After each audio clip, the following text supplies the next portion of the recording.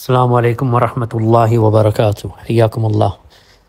Then with respect to the question about cryptocurrency and Bitcoin and these types of currencies that have been created using blockchain technology, then generally the Muslim should keep away from this because of the fact that it has no actual intrinsic value.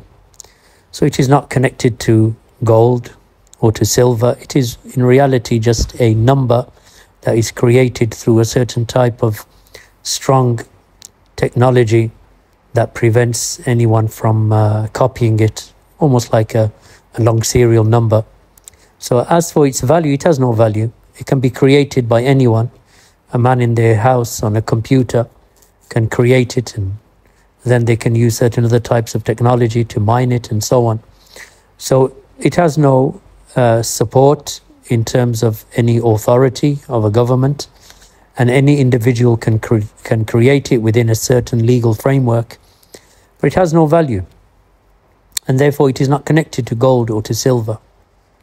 And even though fiat currency, likewise in our times, is not really connected to gold and silver, but nevertheless it is something that has legitimacy because of the fact that it is accepted in society, it is accepted by the people, and value can be made through it because of the fact that it is backed by governments and authorities and so on.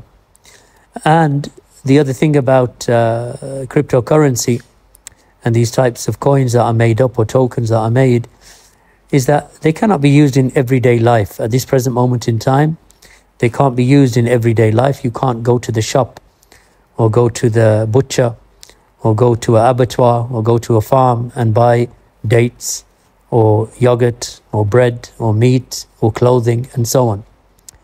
And therefore it is something that is artificially created, and its market is artificial. So when a person wants actual value, in most cases, what they'll do is that they'll sell the Bitcoin for dollars and then use those dollars to go and buy gold and silver or other than that.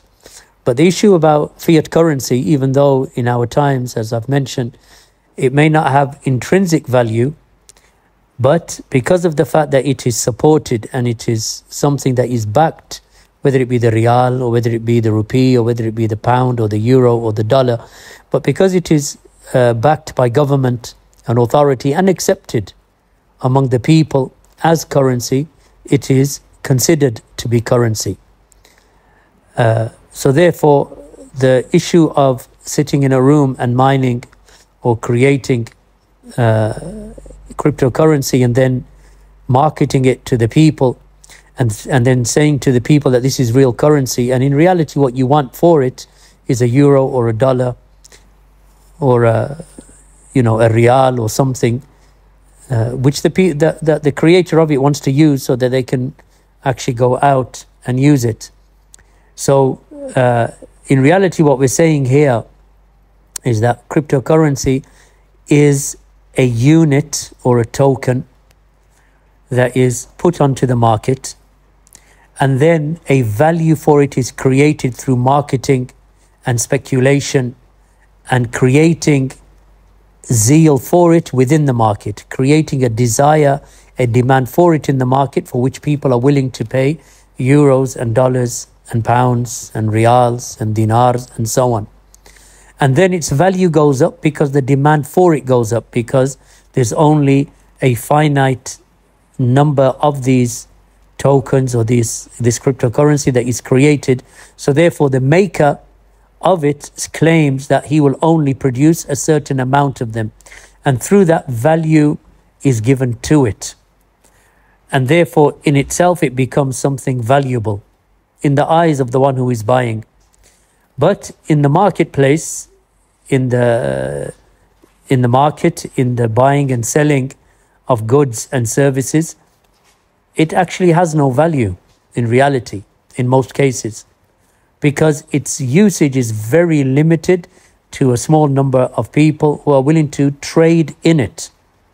But by and large, in the day-to-day buying and selling of the people in the marketplaces, in the supermarkets, in the shops, in the buying and selling of, for example, wheat and barley, and in the buying and selling of salt and dates and clothing and bread and meat and so on, then cryptocurrency is actually not in that field, by and large.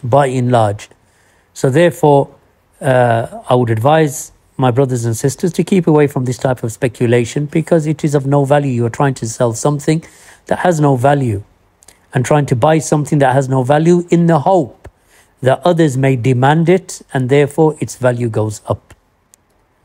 So therefore, they are trying to make it compete with other types of currency that are backed by governments and by authority and by the urf of the people, by the customs of the people that use dollars or use euros or use rupees or use riyals and dinars and dirhams, because those are actual currencies that are used, even though they are fiat currency, and there is some some discussion concerning that. But nevertheless, if the brothers and sisters actually want intrinsic value, then they should buy things that have intrinsic value, whether it be land, whether it be gold, whether it be silver coin, gold bricks, gold biscuits, silver coins, or, as I mentioned, or land or property or cattle and so on. Then, because these things have actual intrinsic value. As for dealing in currency, then of course the scholars, they allow the dealing in currency. For example, a person is allowed to buy dollars for euros or rupees for riyals and so on. All of this is allowed as long as it is hand to hand, there and then, without delay. Then it is allowed. And is it allowed to make money through that? Yes, it is allowed to make money through currency exchange, as long as it is hand to hand, there and then, and the exchange is made in complete, without delay. So for example, a person can go to the currency exchange and give them 100 euros to buy, for example, $80. And that can be done hand to hand, and then tomorrow exchange those $80 for riyals, hand to hand, there and then, without delay. And a person is allowed to make a profit out of that. Why? Because the two currencies are different to each other. And this is why these types of currency exchanges are allowed, and even it is allowed to make money through them.